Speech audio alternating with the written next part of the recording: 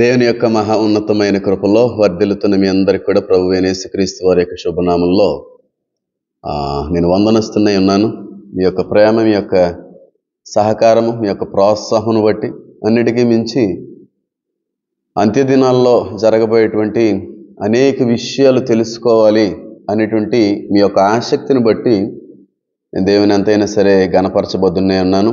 ఆశగల ప్రాణాన్ని తృప్తిపరచగలిగేటువంటి దేవుడు మన దేవుడు. మీ ఆశని గమనించిన దేవుడు, మీ ఆశని గ్రహించిన దేవుడు ఖచ్చితంగా మీ యొక్క ఆశను నెరవేర్చాలని అనేక సత్యాలు, అనేక మర్మాలు, అనేక నిగూఢమైనటువంటి విషయాల్ని అల్పుడైనటువంటి నా మూలంగా మీ అందరికి కూడా తెలియజేస్తున్నటువంటి క్రమాన్ని బట్టి నేను దేవుణ్ణి స్తుతించగలుగుతా ఉన్నాను. ఏదైనప్పటికి కూడా అన్నిటికంటే కూడా చాలా ప్రాముఖ్యమైనది ప్రకటన గ్రంథంలో ఏదైనా ఉందంటే ఇప్పటికీ కూడా కన్ఫ్యూజ్ చేసేటువంటిది, మిస్లీడ్ చేసేటువంటిది, చాలా మిస్కన్సెప్షన్స్ ఉన్నటువంటిది ఏదన్నా ఉందంటే ప్రకటన గ్రంథంలో 666వ ముద్రే. అది ఇప్పటికీ ఎవరికీ అర్థం కాని పరిస్థితే. ఇంచుమించుగా 2000 సంవత్సరాల పైప్రాయం నుంచి కూడా ఎంత ప్రయత్నిస్తున్నప్పటికి కూడా సత్యమైనటువంటి వివరణ, సత్యమైనటువంటి జవాబు మనం అయితే పొందుకోలేకపోయాం. కానీ దేవుడు మాత్రం తన ఉన్నత కృప అందించి దాని యొక్క నిగూఢమైన సత్యాన్ని తెలియపరచడానికి దేవుడు సహాయాన్ని అందించాడు. 666వ ముద్రను బట్టి అనేక మంది దీవించబడ్డారని, అనేక మంది ఆత్మలో ఆనందించారని నేనైతే ఎంతగైనా సరే దేవుణ్ణి స్తుతిస్తా ఉన్నాను. అయితే అంత్యక్రీస్తు ఎవరై ఉంటారో అనే విషయాన్ని కూడా మనం పరిశీలించాం. అది కూడా చాలా నిగూఢమైన సత్యమే. దాని పట్ల కూడా చాలా ప్రత్యేకమైన భిన్నమైనటువంటి అభిప్రాయాలు కలిగి ఉన్నారు. ఈ వ్యక్తి ఉండొచ్చు, ఈ వ్యక్తి ఉండొచ్చు అని చెప్పి. కానీ అంత్యక్రీస్తు ఎవరు అనేది వీడియో కూడా చేయడం జరిగింది. అంత్యక్రీస్తు అనేటువంటి వాడు ఎవరు అనేది చేయడం జరిగింది. అయితే ఇస్లాం సహోదరులు డజాల్ అంటే అంత్యక్రీస్తుని ఎవరు అనుకుంటున్నారో వాళ్ళు ఉద్దేశపూర్వకంగా అంత్యక్రీస్తు అనేటువంటి వారు మన బైబిల్ ప్రకారంగా 2 సాక్షుల్లో ఒక సాక్షి ఉంటాడు అనే విషయాన్ని కూడా తెలియపరచడానికి దేవుడు కృప అందించాడు. అంత్యక్రీస్తు ఎవరు అనేటువంటి విషయాన్ని అంటే నేను ఎవరు అంటే పేరు చెప్పలేనండి. ఆ వ్యక్తి ఉండొచ్చు అని చెప్పి 100కి 100% చెప్పే రీతిలో అయితే నేను లేనంటాను. అంటే పోలికలు, సూచనలు అలాంటివి నేను చెప్పే ప్రయత్నం చేయగలను. కానీ ఒక మనిషిని చూపించి ఈయన అంత్యక్రీస్తు అని చెప్పలేను. అంటే ముందు రోజుల్లో ఒకవేళ ఆ వ్యక్తి కానీ లోకంలో బయలుపరచబడితే ఆ వ్యక్తి యొక్క చేష్టలను బట్టి, ఆ వ్యక్తి యొక్క క్రియలను బట్టి, ఆ వ్యక్తి యొక్క నడవడికని బట్టి ఖచ్చితంగా ఈ వ్యక్తి అంత్యక్రీస్తే ఉండొచ్చు అని చెప్పే అవకాశం ఉంటుంది. అయితే ప్రస్తుతం పలానా వ్యక్తి అని అనుకోవడానికి అవకాశం అనేది అంతంత మాత్రంగానే ఉంది. అంటే ఒబామా గారు స్త్రీ ఆంక్ష లేనివాడే ఉన్నాడని బహుశా ఉండొచ్చు. మేబీ ఆయన జూయిష్ లీనేజ్ నుంచి వచ్చిన వ్యక్తిని ఆయనే చెప్పడం, వాళ్ళ నాన్నగారు ముస్లిమే ఉండడం, ఇవన్నీ కూడా చెప్పడంలో కూడా కొంత అర్థం అయితే ఉంది. కానీ కొన్ని రోజులు గడిస్తే అన్నీ కూడా బయటకు వచ్చేస్తాయి. అందులో ఇశ్రాయేలీలు ఎప్పుడైతే మా మెస్సయ్యని చూపించబోతా ఉన్నాం, ప్రకటించబోతా ఉన్నాం అనే విషయాన్ని తెలుపుతున్నారు కదా, వాళ్ళంతటా వాళ్ళుగానే ఆ మెస్సయ్యని ప్రకటిస్తారు, బయలుపరుస్తారు. ఆ సమయంలో ఖచ్చితంగా మనందరికి కూడా అర్థమయ్యే అవకాశం ఉంటుందని అంటాను. ఏదైనా సరే వచ్చేటువంటి మెస్సయ్య ప్రప్రథమంగా మొట్టమొదటిగా యూదులను మోసపరచడానికే వస్తాడు. యూదులకు అనుకూలమైన రీతిలో ఉండే వ్యక్తి, యూదుడై ఉండేటువంటి వ్యక్తి అయి ఉండొచ్చు కూడా అని చెప్పి 100కి నేను ఒక 80% కూడా చెప్పగలను. 100కి 80% అని కాదు కానీ 90% చెప్పచ్చు. ఎందుకంటే ఇస్లాం సహోదరులు ఏమంటారంటే మెస్సయ్య వస్తాడు అంటే యేసుక్రీస్తు ప్రభువు వచ్చి యాంటీక్రైస్ట్ని చంపేస్తారని అంటారు. మెస్సయ్య వస్తాడంటే యూదుల నుంచే వస్తాడు కాబట్టి ఈ మెస్సయ్య కూడా యూదుల నుంచి వచ్చే అవకాశం ఉంది. గనుక మభ్యపరుస్తాడు. ఫస్ట్ ఆఫ్ ఆల్ యూదుల్ని మభ్యపరుస్తాడు, యూదుల్ని మోసగిస్తాడు.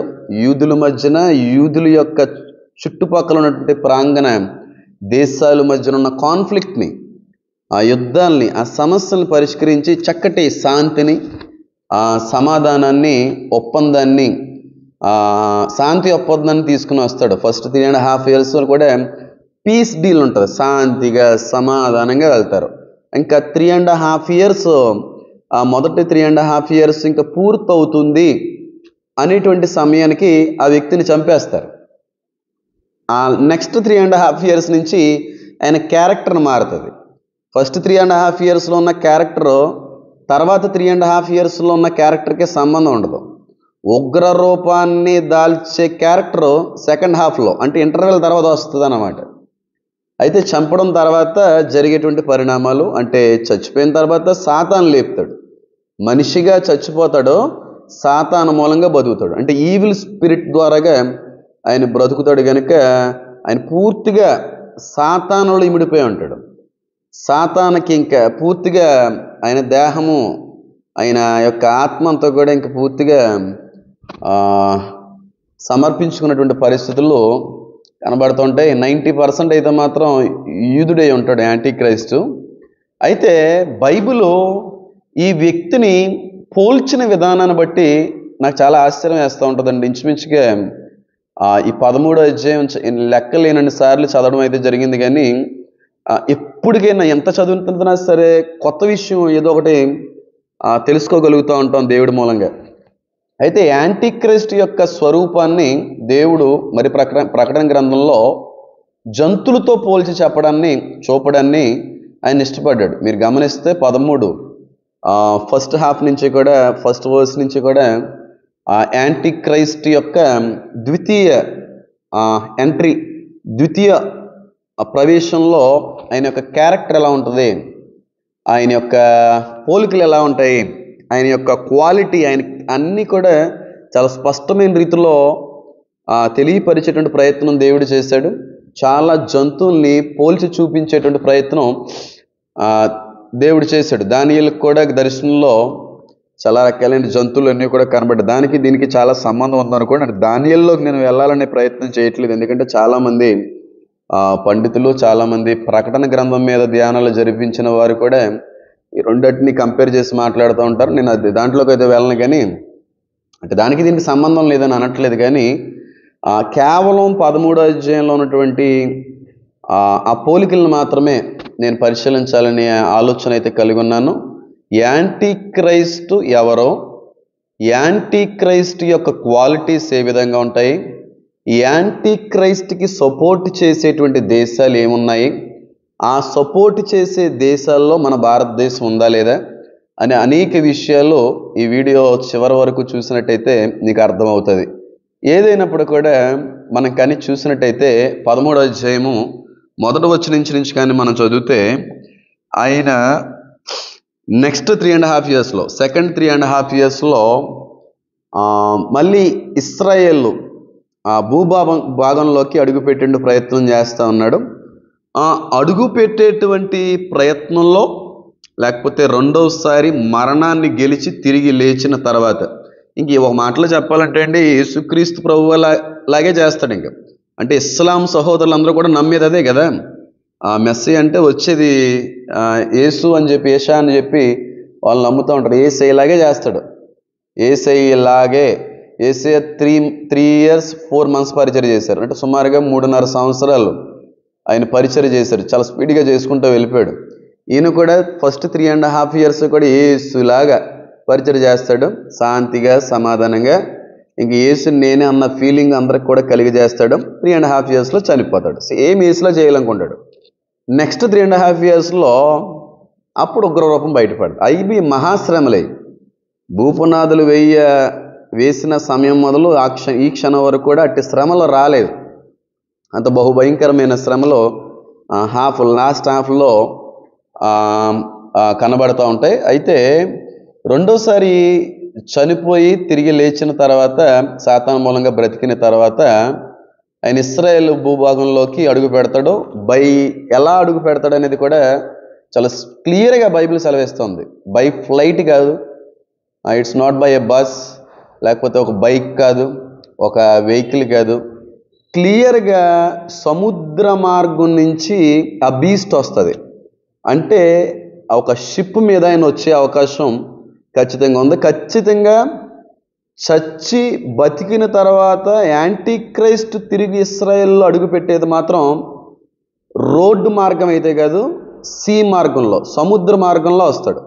అందుకే సముద్రం నుంచి ఒక క్రూర మృగము బయటకు వచ్చుట చూచితిని అనే మాట ఆ బైబిల్ గ్రంథంలో కనబడుతూ ఉంది. కనుక బై సీ వస్తాడు. బై సీ రావడానికి, బై సీ ఇశ్రాయేలు దేశానికి వచ్చేటువంటి అవకాశాలు కలిగి ఉన్న దేశాలు ఏమై ఉన్నాయో మీ ఆలోచనకు వదిలిపెడుతున్నాను. అంటే ఏ దేశాలు యాంటీ క్రైస్ట్కి సపోర్ట్గా ఉంటాయి అన్నది మీ ఆలోచనకు వదిలిపెట్టేశాను. నేను ఎక్కువగా దాని గురించి చెప్పవలసిన అవసరం కూడా మీకే అర్థమైపోతుంది. అయితే ఈ ఇశ్రాయేలు భూభాగంలోకి ఆయన అడుగుపెట్టిన తర్వాత ఆయన స్వారూప్యాన్ని, ఆయన పోలికలను, ఆయన యొక్క మనస్తత్వాన్ని, ఆయన యొక్క క్యారెక్టర్ని ఏ విధంగా దేవుడు జంతువులతో పోల్చి చూపించే ప్రయత్నం చేసినప్పుడు నాకు చాలా ఆశ్చర్యం వేస్తూ ఉంటుందండి.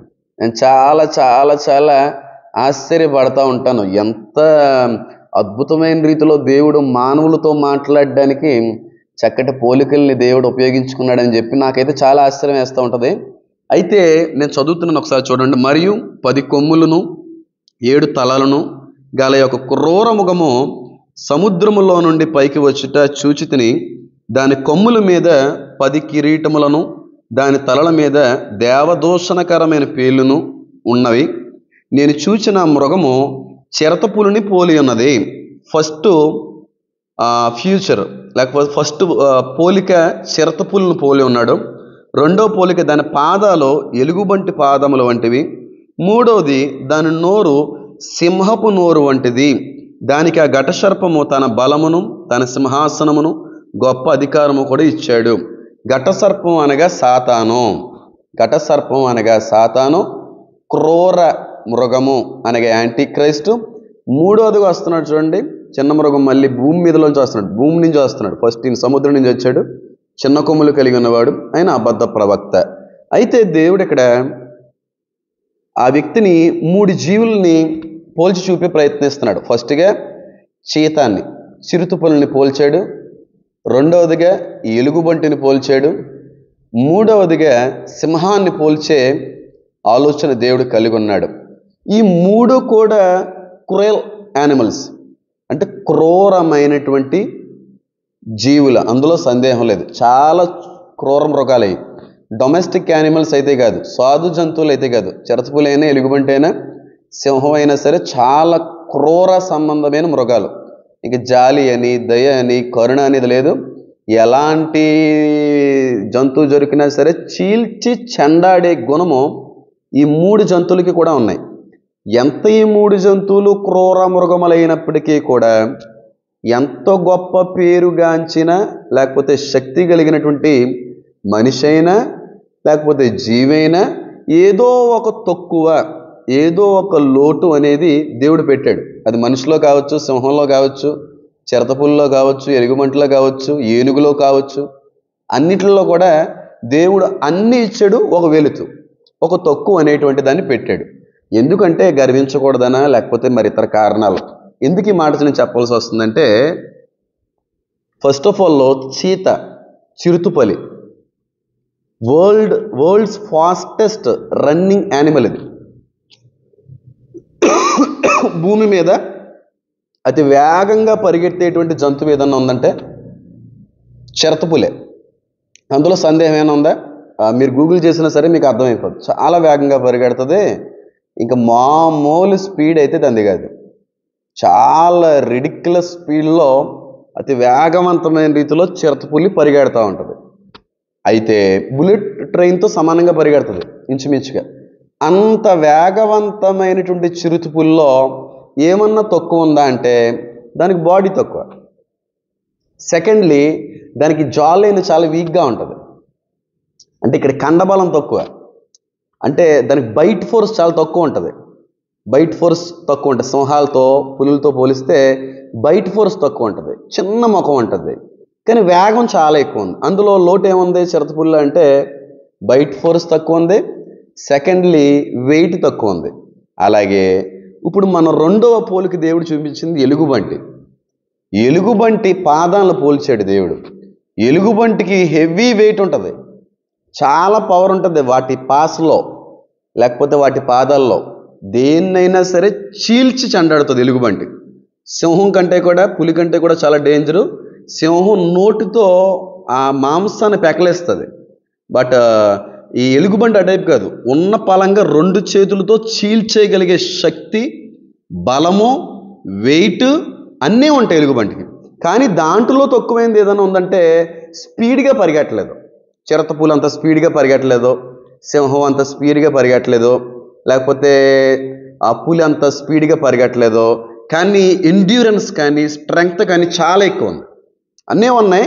దీనిలో తక్కువే ఉందంటే వేగం తక్కువైంది. 3వ పోలికి దేవుడు ఏం పోల్చాడంటే సింహంతో పోల్చాడు. సింహం అడవికి రాజే ఉంది, అన్ని జీవుల మీద కూడా రాజుగా దేవుడు దాన్ని నిలబెట్టాడు అనుకుందాం. అన్నీ ఇచ్చాడు దానికి, ఏం లేదు. వెయిట్ ఇచ్చాడు, స్ట్రెంగ్త్ ఇచ్చాడు, బయట ఫోర్స్ ఇచ్చాడు, మంచి స్థానం ఇచ్చాడు. కానీ అది చెట్లు ఎక్కలేదు. మీకు అర్థమయ్యే రీతిలో చెప్తున్నాను. అన్ని జీవుల్లాగా, చీతలాగా, కొన్ని లెపర్డ్స్ లాగా, మంకీస్ లాగా చెట్టు ఎక్కగలిగే శక్తి సింహానికి లేకపోయింది. అంటే అన్నీ ఉన్నాయి కానీ ఏదో రకమైన లోటు ప్రతి జీవులో కూడా కనబడుతుంది. కానీ 3 జీవుల్లో కూడా ఒక్కొక్క రకమైన ప్రత్యేకత, ఒక్కొక్క రకమైనటువంటి గొప్పతనము, ఒక్కొక్క రకమైనటువంటి క్రూర స్వభావములనే కనబడుతున్నాయి. కాబట్టి ఎలుగుబంట్లో ఎంత క్రూర స్వభావం, ఎంత గొప్పతనం ఉందో, చీతాలో ఎంత స్వభావం, ఎంత గొప్పతనం ఉందో, సింహంలో ఎన్ని గొప్ప విషయాలు, ఎన్ని గొప్ప క్యారెక్టర్స్ ఉన్నాయో, ఈ 3 జంతువుల్ని కలిపితే వచ్చే క్యారెక్టరే యాంటీక్రైస్ట్. అంటే ఈ 3 క్రూర మృగాల్లో ఉన్న గొప్పతనాల్ని కలిపి మిక్సర్ చేసి బయటికి జ్యూస్ తీస్తే వచ్చే క్యారెక్టరే యాంటీక్రైస్ట్. అంటే మీకు అర్థం అవ్వాల్సింది ఏంటంటే వాడు ఎంత డేంజరస్ ఫెలో అంటే భూమి మీద సింహం కానీ, ఎలుగుబంటి కానీ, చిరుతుపులి సైతం సరిపోనంత క్రూయల్ మెంటాలిటీ ఈ యాంటీక్రైస్ట్కి ఉంటుంది. ఇంకా అర్థం చేసుకోండి, అది నేను వివరించలేనండి.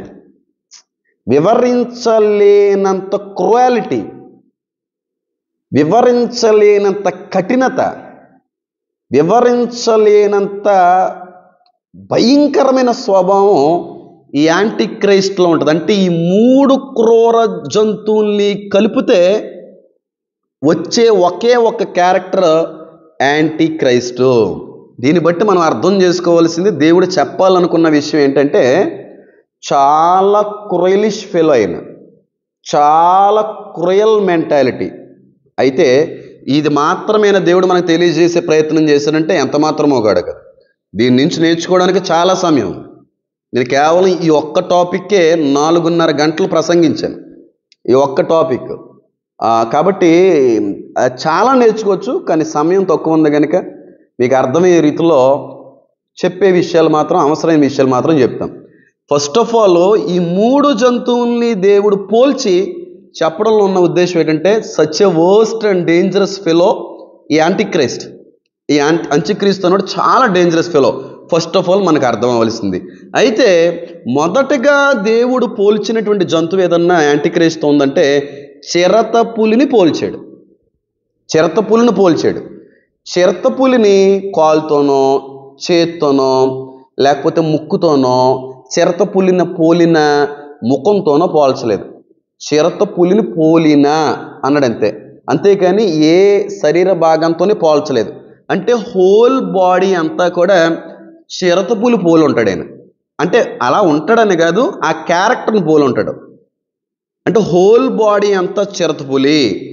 చిరతపులి ఎంత వేగవంతంగా అయితే పరిగెడుతుందో ఈ యాంటీక్రైస్టు అంత వేగవంతమైన, అంత స్పీడ్గా పనులు జరిగించుకుంటూ వెళ్ళిపోతాడు. ఈ 3.5 yearsలోనే ఎంత స్పీడ్గా వర్క్ చేస్తూ ఉంటాడంటే వ్యక్తి ఒక్కడే ఉన్నాడో కానీ ప్రపంచం నలుదిశలా ఉన్న అనేక పనులు, సాతాను చేయమన్న పనులు, సాతాను కొరకు చేయవలసిన పనులు చాలా స్పీడ్గా చేసుకుంటూ వెళ్ళిపోతాడండి.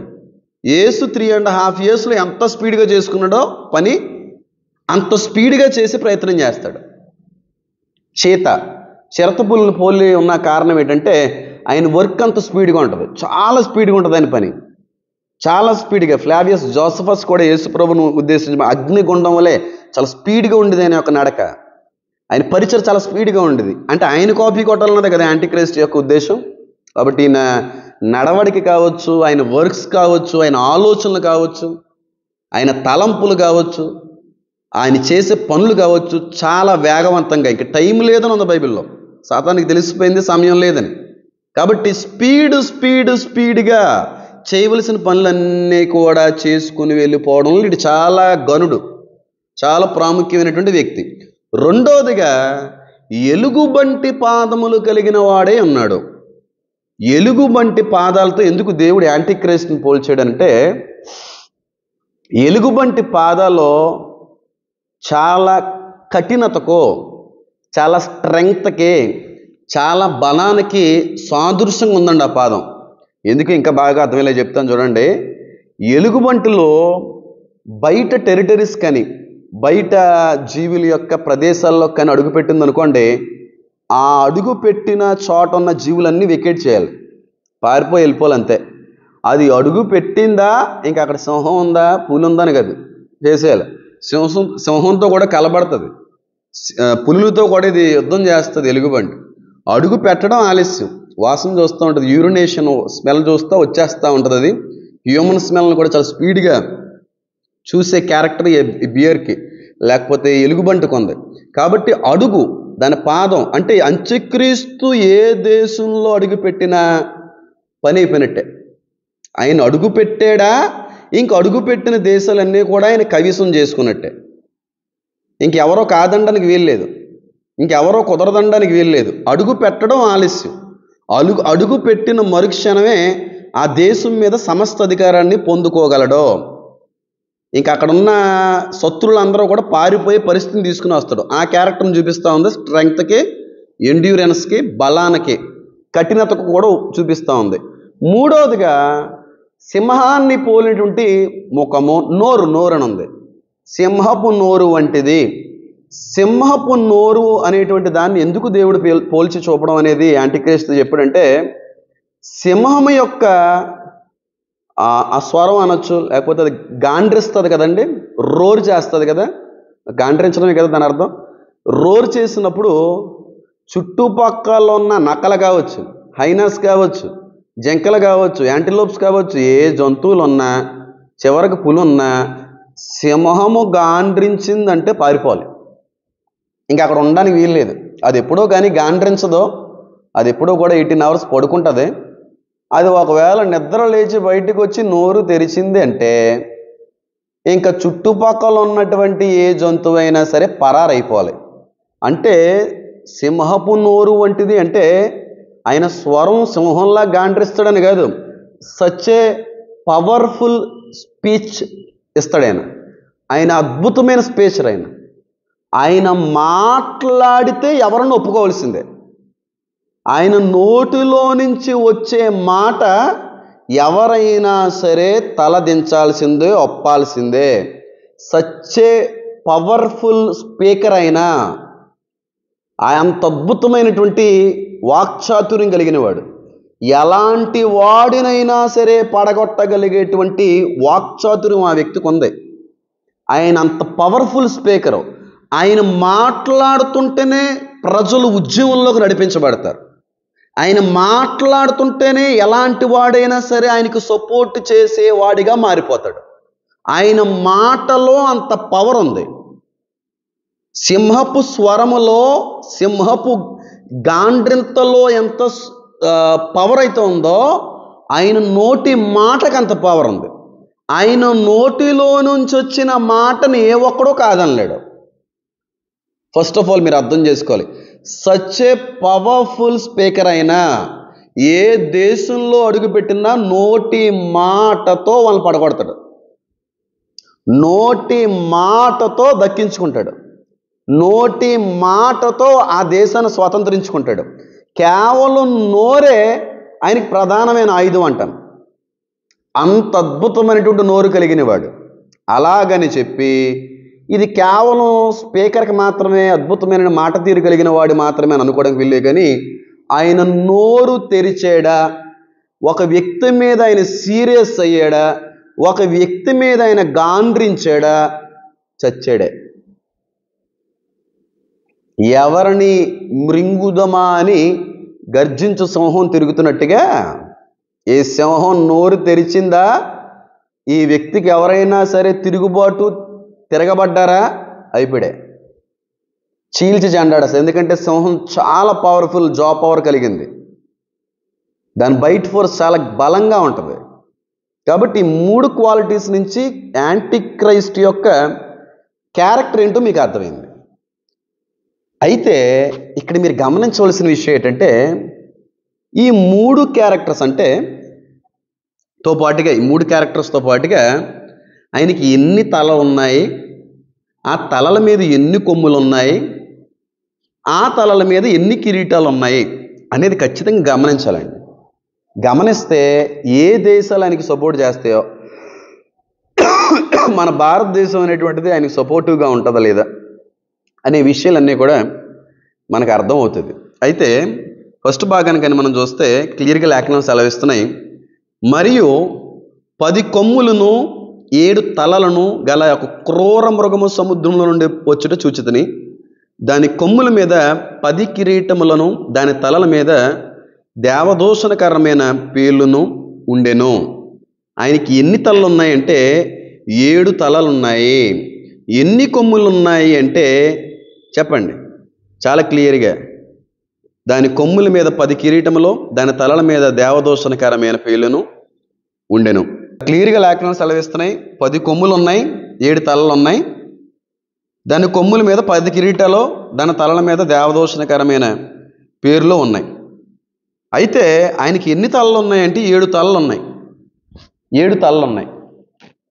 7 తలలు ఉన్నాయి, కొమ్ములు ఏమో 10 ఉన్నాయి. కొమ్ములు దేనికి సాదృశ్యంగా ఉంది, తలలో దేనికి సాదృశ్యంగా ఉంది, కిరీటాలు దేనికి సాదృశ్యంగా ఉంది అనే విషయానికైనా మనం గమనిస్తే, ఫస్ట్ ఆఫ్ ఆల్ యాంటిక్రైస్ట్ యొక్క తలలో 7 తలలు ఉన్నాయి. 7 తలలు ఉన్నాయి. దీన్ని మీకు అర్థమయ్యే రీతిలో ఒక పిక్చర్ రూపంగా చూపించే ప్రయత్నం చేస్తాను. అంటే మీకు అర్థమవుతుంది, ఓహో యాంటీక్రైస్ట్ని దేవుడు చూపించిన క్రియేచర్, ఆ జీవి ఎలా ఉంటుంది అనేది. అదిగో చిరత పులిని పోలినటువంటి శరీరము, పాదాలేమో ఎలుగుబంటి పాదాలు, తలలేమో సింహపు పోలినటువంటి నోరు, ఏమో సింహం లాంటి నోరు, శరీరం ఏమో చిరతపులి, పాదాలు మాత్రం ఎలుగుబంటి పాదాలు. ఇక్కడ వరకు మనకు ఒక ఐడియాకు అయితే వచ్చాం. అయితే ఇప్పుడు ఆయనకి ఎన్ని తలలు ఉన్నాయంటే 7 తలలు ఉన్నాయి. ఈ 7 తలల గురించి ఒక్కొక్కరు ఒక్కో రకమైన రీతిలో చెప్పుకుంటూ వచ్చారు. నేను కాదనట్లేదు, వాళ్ళని నేను గౌరవిస్తున్నాను, అలాగని చెప్పి వాళ్ళని నేను తప్పు పట్టాలన్న ఆలోచన కూడా నాకు లేదు. గొప్ప గొప్ప పండితులు రాసినవి అన్నీ కూడా వాళ్ళని ఎప్పుడు తప్పు పట్టాలనుకోవట్లేదు. కానీ నేను ఇలాగ అంటున్నానండి, తప్పుగా తీసుకోకూడదు ఎవరైనా సరే. ఒక్కొక్కరు ఒక్కో రకమైన చెప్పుకుంటూ వెళ్ళిపోయారు. 7 తలలు కలిగి ఉన్నవాడు యాంటీక్రైస్ట్ అని చెప్పి 7 తలల్ని 7 రకాలుగా ఏదో చెప్పుకొచ్చారు అనుకోండి. అయితే నేను గమనించింది, నాకు అనిపించింది, నాకు దైవ ప్రేరేపణ బట్టి తెలుసుకున్న విషయాల్ని నేను తెలియజేసే ప్రయత్నం చేస్తాను.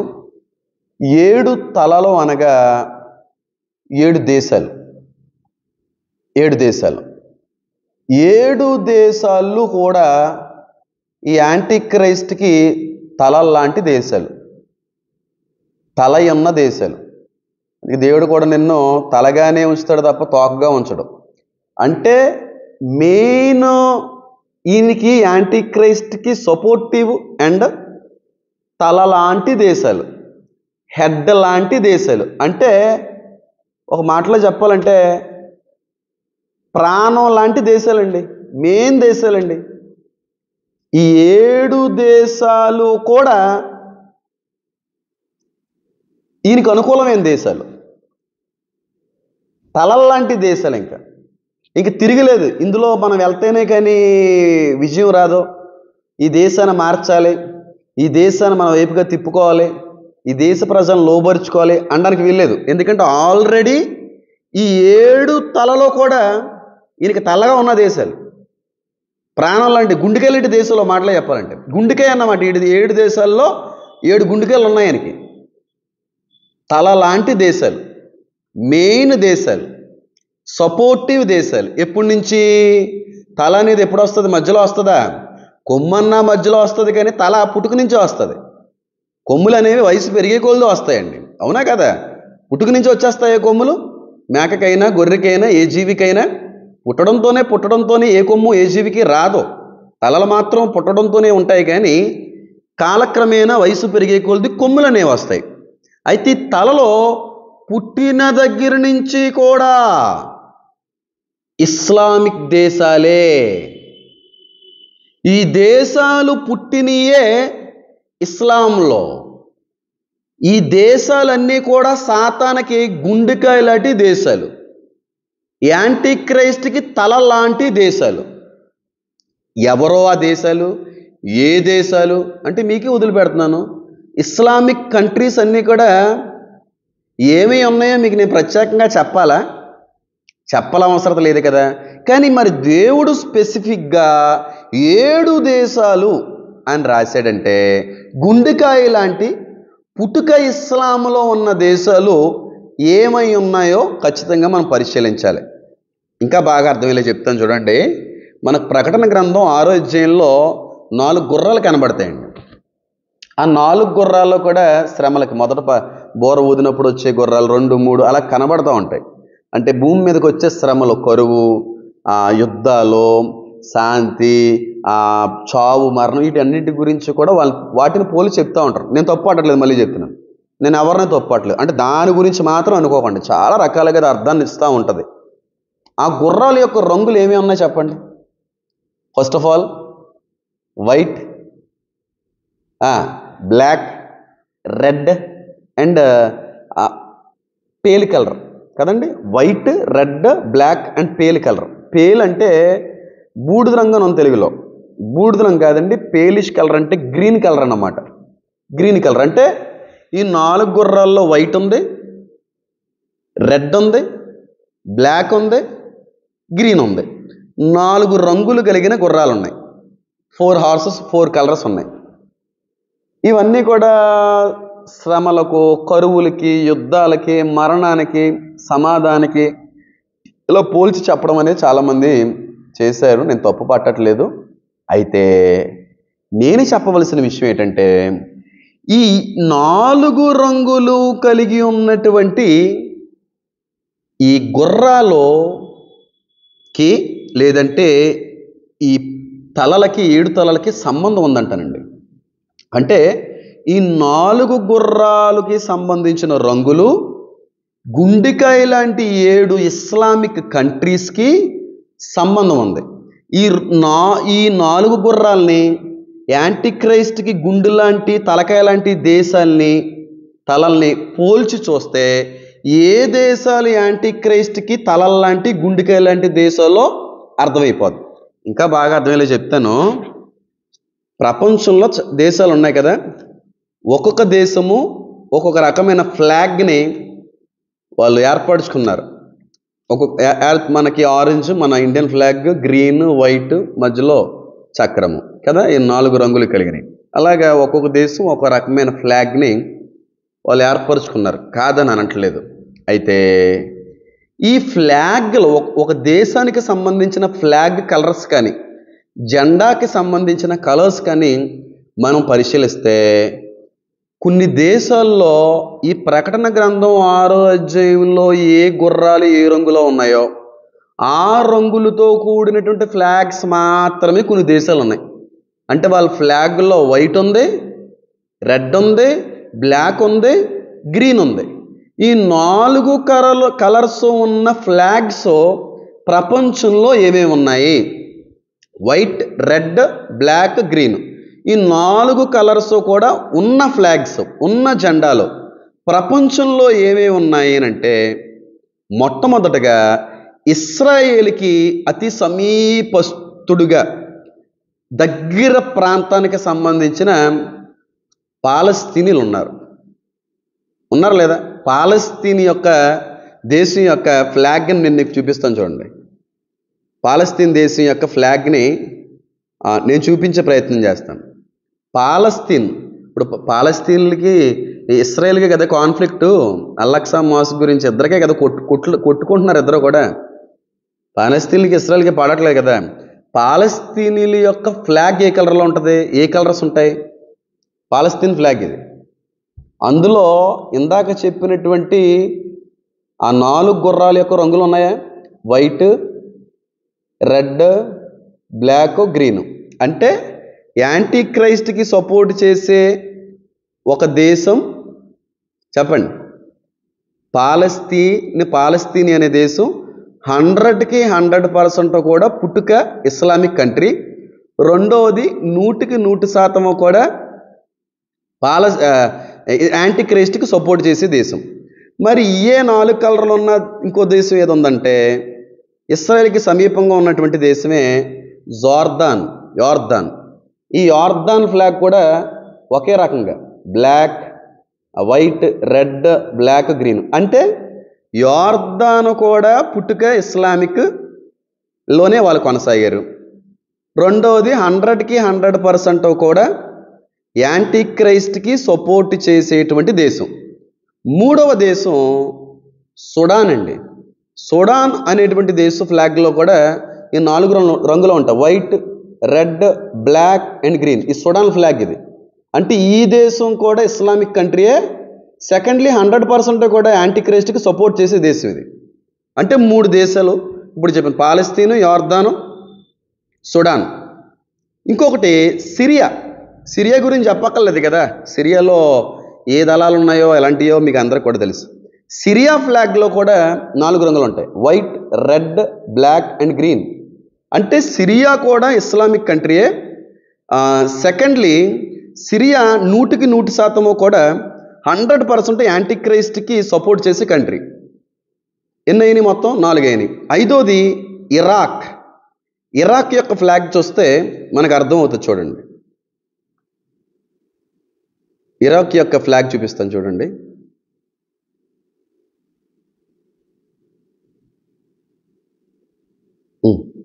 Iraq white, red, green and black.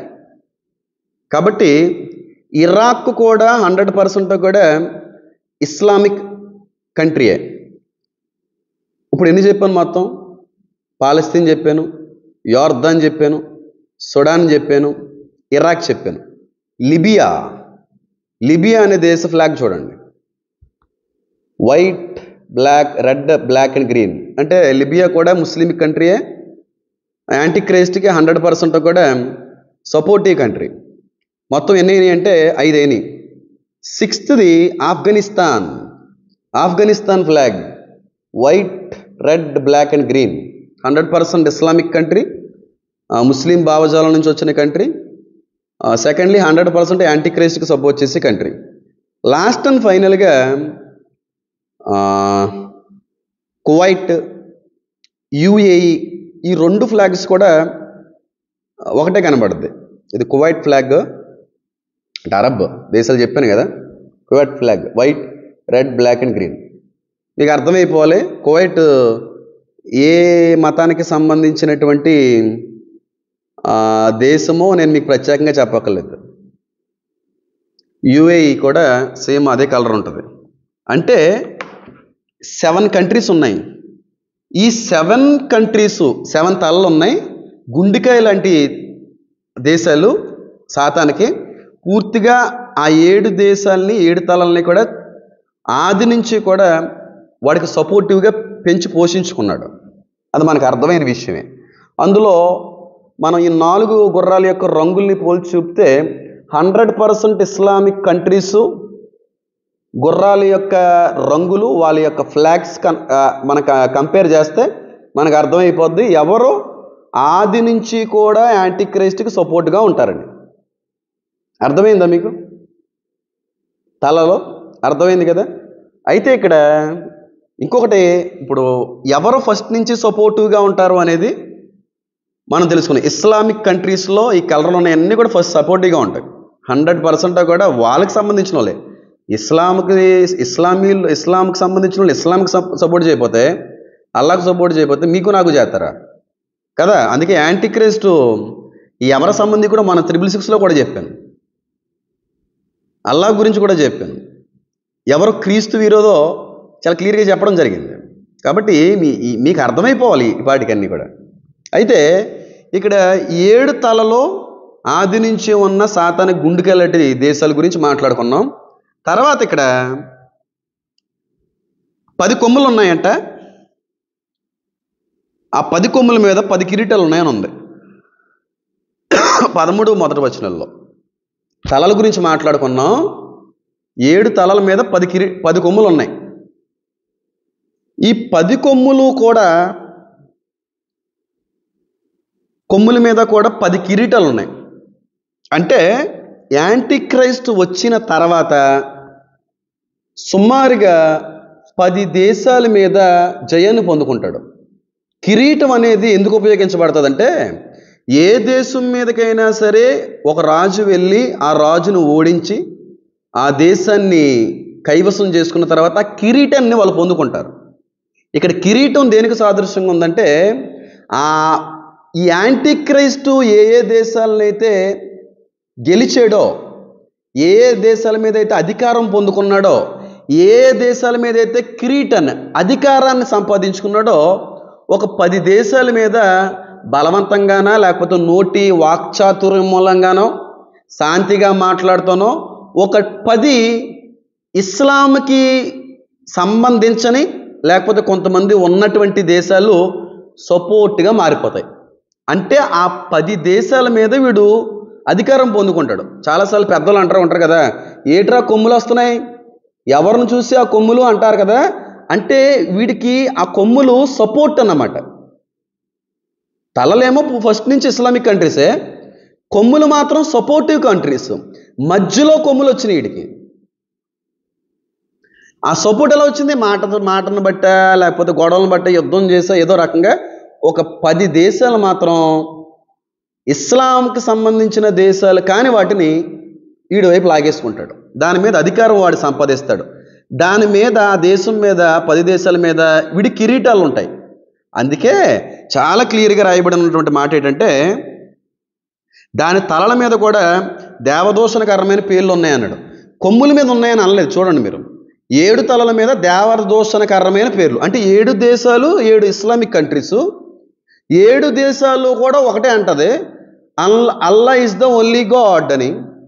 Allah is the only God అంటే దేవునికి దేవదూషణే కదా, దైవదూషణకరమైన మాటే కదా. నేను తప్ప వేరొక దేవుడు ఉండకూడదు, ఆల్ఫా ఒమేగా ఉన్న దేవుడని నిజదేవుడు మాట్లాడుతున్నాడు. కానీ 7 దేశాలు 7 తలలు ఏమైనా మాట్లాడతాయి, Allah is the one and only God అని. కానీ కొమ్ముల మీద మాటలేదు. అంటే ఆ 7 దేశాలు కూడా ఇస్లామిక్ కంట్రీస్, అల్లాకి సంబంధించిన కంట్రీస్, సాతానికి సంబంధించిన countries, 100% by birth supportive countries. ఈ 10 కొమ్ములు కూడా మధ్యలో వచ్చినాయి. వీడి మాటను బట్టి వాక్చాతుర్యాన్ని బట్టి ఏదో రకంగా మతలబ్ చేసి సంపాదించుకున్న సపోర్టివ్గా మార్చుకున్న దేశాలు.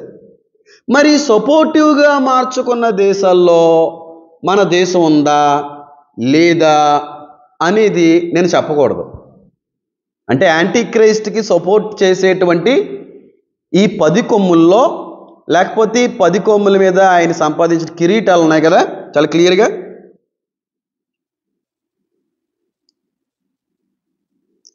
దానికి మన భారతదేశానికి సంబంధం ఉందా? ఇప్పుడు భారతదేశం యాంటీ క్రైస్ట్కి సపోర్టివ్ దేశంగా ఉండబోతుందా అనేది నేను చెప్పకూడదు. మీకు అనిపించింది కమెంట్ చేయండి, నేను చెప్తాను. అక్కడ భారతదేశం యాంటీ క్రైస్ట్కి సపోర్ట్ చేయబోతుందా లేదా, లేదంటే యాంటీ క్రైస్ట్ యొక్క కొమ్ములు వాటి మీద ఉన్నటువంటి కిరీటాలు వాటి మీద పొందుకున్న అధికారానికి సూచనగా ఉన్నాయి కనుక ఏ దేశాలని సపోర్టివ్గా మార్చుకుంటాడో అనే విషయం చాలా దేశాలు ఉన్నాయి. అన్ని గురించి మాట్లాడితే టైం వేస్ట్ అవుద్ది. ఇప్పుడు మనకు అర్థమైపోతుంటుంది కదా, ఇస్రాయేల్కి వ్యతిరేకమైన దేశాలు. ఇప్పుడు అందులో ఒక మాటలో చెప్తాను చూడండి, జపాన్ యాంటీ క్రైస్ట్కి సపోర్టివ్ దేశంగా మారిపోద్దండి, చైనా యాంటీ క్రైస్ట్కి సపోర్ట్ దేశంగా మారిపోద్దండి, నార్త్ కొరియా యాంటీ క్రైస్ట్కి సపోర్టివ్గా మారిపోద్దండి. ఇలాగా చాలా భయంకరమైనటువంటి అన్యాచార సంబంధమైన కొన్ని దేశాలు ఉన్నాయి. క్రిస్టియన్ దేశాలు కానీ 100% అన్యాచారాలు అటు ఇటుగా ఉన్నవాళ్ళు అవన్నీ ఆయనకి సపోర్ట్ చేస్తాయి. ఇండియా నుంచి ఆయనకి సపోర్ట్ ఉంటుందా లేదా అనేది కమెంట్ చేయండి. అవునా కాదు నేను చెప్తాను. ఒకవేళ నా నెంబర్ ఉంటే, నా నెంబర్ తెలుసు కదా, 8328294273, ఆ నెంబర్కి నాకు వాట్సాప్ చేయండి. ఓన్లీ వాట్సాప్, మిగతా కాల్స్ ఏమి అందులో తీసుకోవడానికి అవకాశం లేదు కనుక అక్కడైనా మీరు మెసేజ్ చేస్తే ఖచ్చితంగా నేను మీకు ప్రైవేట్గా మీకు అందరికి కూడా అక్కడ నేను తెలియజేసే ఆ ప్రయత్నం ఏదో చేస్తాను. అంటే మీకు అర్థమయ్యే విషయాలన్నీ కూడా అర్థమయ్యాయి. యాంటీ క్రైస్ట్ యొక్క ఫ్యూచర్స్, ఆయన యొక్క పోలికలు బట్టి ఆడెంత క్రూరుడో మనకు అర్థమైంది, ఆడెంత కఠినుడో మనకు అర్థమైంది, ఆడెంత పవర్ఫుల్ స్పీకరో మనకు అర్థమైంది, వాడెంత డేంజరస్ క్యాండిడేటో మనకు అర్థమైంది. అలాగే ఆయనకున్న 7 తలల్లో సంపూర్ణమైన కనుక 7 అనేది అంతమంది ముస్లిం కంట్రీస్, ఇస్లామిక్ కంట్రీస్ ఈ 4 గుర్రాల యొక్క రంగులు పోలిస్తే 100% సపోర్టివ్ కంట్రీస్. ఈ 7 తలలు కలిగిన దేశాలే ఇస్రాయేల్ మీదకి రాబోతున్నాయి. ఇస్రాయేల్ మీదకి ఇప్పుడు మీరు చూడండి, సిరియా కావచ్చు, లిబియా కావచ్చు, పాలస్తీన్ కావచ్చు, యోర్దాన్ కావచ్చు, కువైట్ కావచ్చు, యుఏఈ కావచ్చు, ఇవన్నీ ఇస్రాయేల్కి ఫేవర్ దేశాలే. ఇస్రాయేల్ని చంపేద్దాం, తుడిచేది పెట్టేద్దాం అనే దేశాలే కదా. మరి ఇస్లామిక్ కంట్రీస్ అన్నీ కూడా ఆడికి సపోర్ట్ చేసి దేవుడికి సపోర్ట్ చేయవి. ఎందుకంటే మీకు అర్థం అవ్వాలి. క్రిస్టియన్ కంట్రీస్ ఉన్నాయి, అమెరికా, కొన్ని కంట్రీస్ ఉన్నాయి కదా, ఆస్ట్రేలియా, కెనడా, యూకే, ఈ కంట్రీస్ అన్నీ కూడా ఇస్రాయేల్కి సపోర్ట్ చేస్తాయండి. కానీ తర్వాత ఒంటరైపోద్ది ఇస్రాయేల్ దేశం. ఫస్ట్ సపోర్టివ్గా ఉంటుంది, కానీ తర్వాత ఎవరో సపోర్ట్ చేయరు, ఒంటరి అయిపోతారు.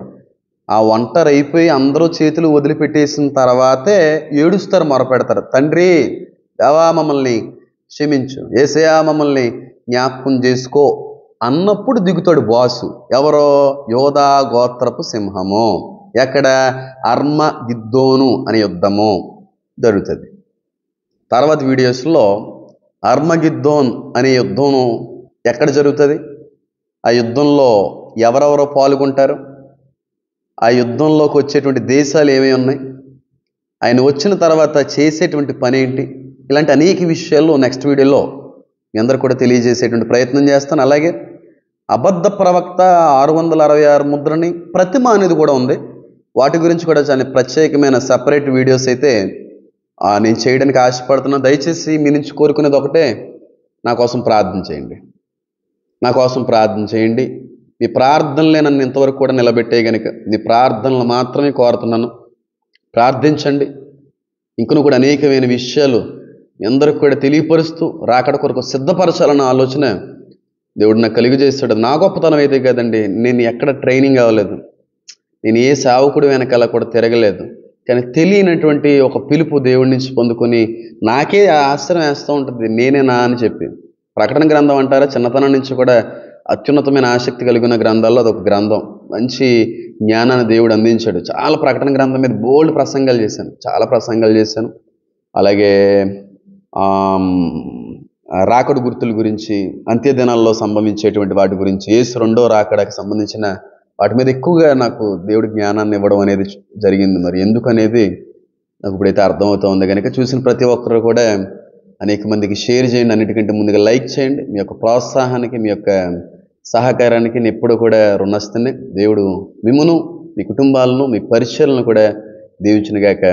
God bless you. Amen, amen.